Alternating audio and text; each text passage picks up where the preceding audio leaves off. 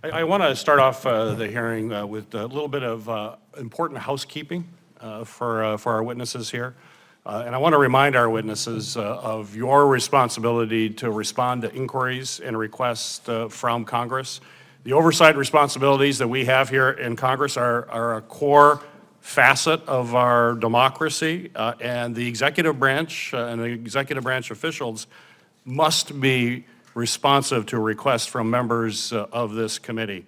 Questions for the record should be answered promptly and accurately, which is not what we have been seeing.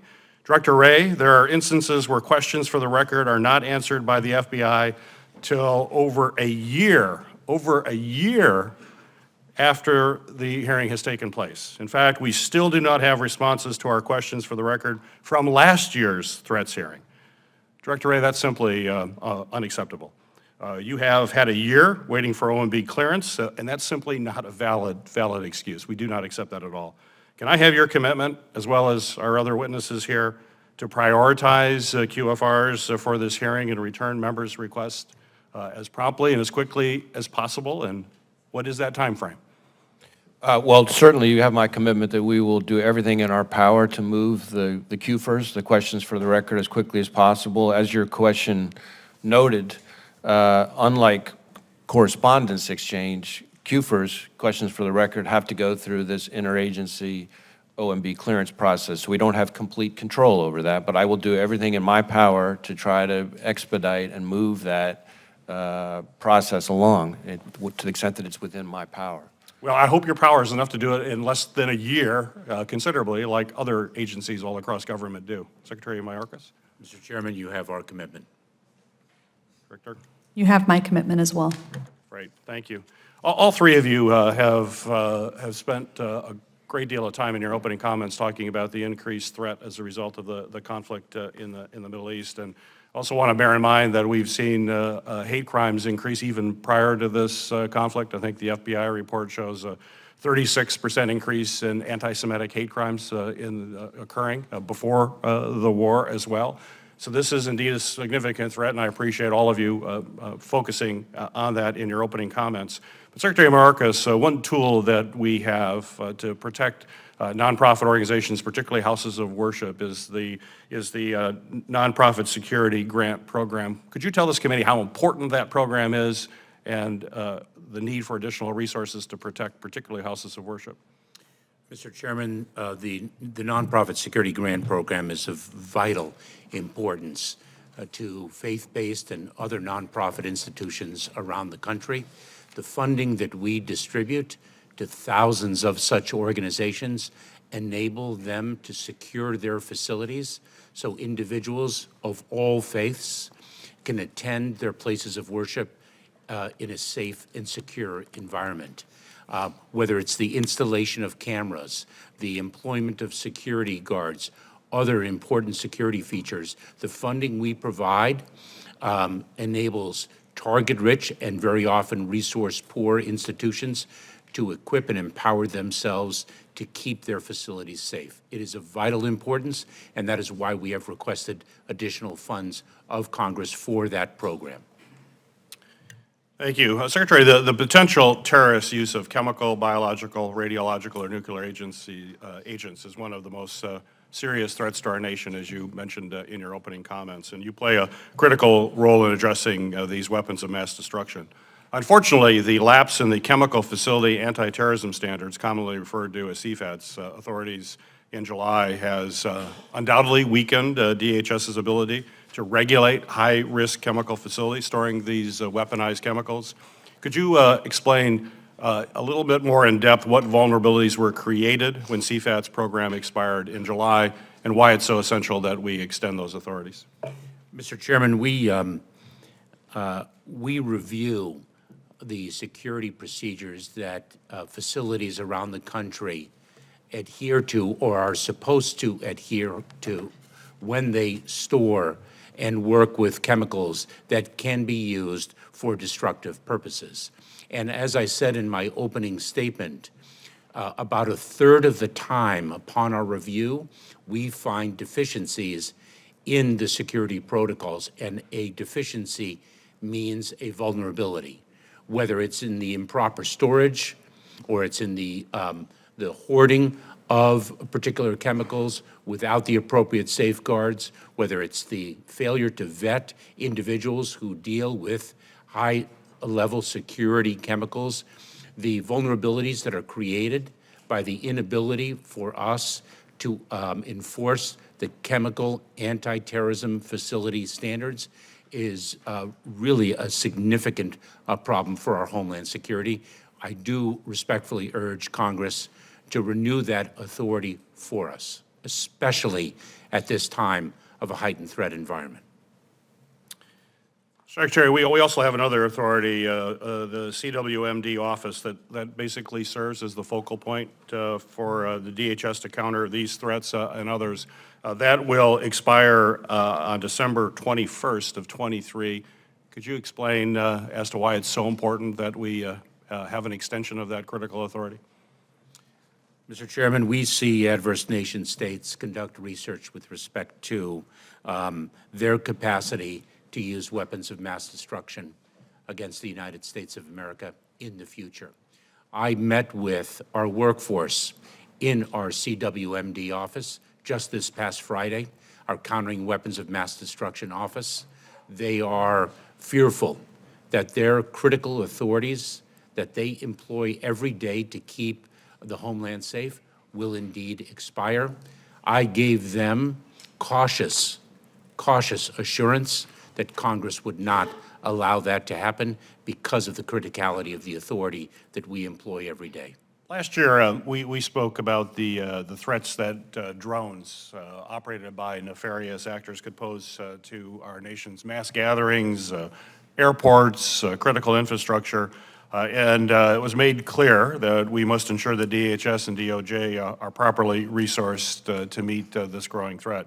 So, Director Wray, officials had to briefly suspend a college football game just a few weeks ago because a concerning drone was spotted over the stadium.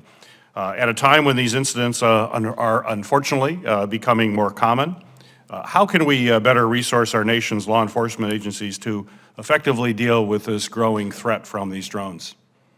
Well, certainly this is authority that's incredibly important, and the most important thing that I would want the American public to understand, and your colleagues who are not on this committee to understand, is that that authority needs to be reauthorized, because if it isn't reauthorized, there is no public safety agency in this country that can provide counter-UAS security at these public events. And pretty much every time we've deployed, we have uncovered any number of unauthorized UASs in the vicinity of these events. In fact, if anything, in addition to being reauthorized, we need to have a situation where we can start to incorporate state and local law enforcement into this. And as you and I have discussed, there's a plan in place that would have the FBI train state and local counter-UAS operators to ensure that there's a consistent standard across the country, much the same way we do with civilian bomb techs. And that would allow greater protection, because there are way too many of these events and way too much growth in the use of drones for FBI and DHS alone to be able to protect against it. But most importantly, the authority that's about to expire needs to be reauthorized. Otherwise, we're, as a country, effectively defenseless. So I just want to throw one a pushback that I've received on this is that private entities can protect themselves. Stadiums could protect themselves. This is not necessary. Is that allowed? Seems to me we need these authorities, yet this colleague of mine believes that stadiums can protect themselves. We don't need these authorities. How would you respond to that? Well, what I would say is two things. One, it's not unusual for me to meet with security from major stadiums around the country, because I've been to all 56 FBI field offices at least twice, some of them 3 times, to hear from them that they need this authority. And so they're certainly not saying, don't worry, we got it. But the second thing I would say is that the authority that I've just described ensures a level of quality control. So to me, it's sort of the best of both worlds. We provide the security the American people need with the quality control that that would otherwise be lacking if people started engaging in potentially not lawful self-help. Right. Secretary Mayorkas, airports are uniquely vulnerable to these drone threats, and one of my greatest concerns is a drone interfering with a commercial aircraft near the airport. So talk to me and have the committee know how important these authorities are, particularly in protecting aircraft, and whether or not folks can do it themselves or we need to do this, and this is why we need these authorities. Mr. Chairman, I thank you. I echo everything Director Ray expressed with respect to the criticality of renewing our authorities under the Counter Unmanned Aerial Systems law. It expires November 18th. The same holds true for airports. Owners and operators of aircraft have communicated to us loudly and clearly that the federal authority needs to be maintained. They cannot protect the airspace by themselves. I think that is a misimpression of the reality that we confront. And it's not only these large public facilities, these airports and the like, it's also importantly the border. We take down the drones of the cartels that are seeking to move contraband across the border. It is a very, very important authority that we have. The biological threat landscape is clearly growing in complexity. For example, the convergence of biological sciences with emerging technologies such as AI is offering all sorts of opportunities to create bioweapons. So my question for you, Director, is due in part to the pandemic, we're seeing biolabs spring up all over the world right now. And I, as well as many other experts, are worried that they're not being built to or operated according to appropriate safety standards. So I'd like you to address the committee as to what threats do these weak lab safety and security practices overseas pose to our homeland security? What should we be thinking about? What should we be doing? Yeah, thank you for the question, Senator. This is something that we work closely with our colleagues at NCBC on to, one, try and understand the threat environment, and then two, what kind of protections would best protect against it. Most of what we see today would be at a level of sophistication that the terrorist actors that we follow would not be able to immediately leverage for their own purposes. You mentioned technologies like AI significantly increasing that threat, that capability over time. And I think especially as next generation models of AI come into play, that's going to be something that we'll need to be concerned about. And so regulatory frameworks or different kinds of protections on some of those models that protect against bad actors getting access to the most dangerous kinds of information to assist their capabilities is going to be important.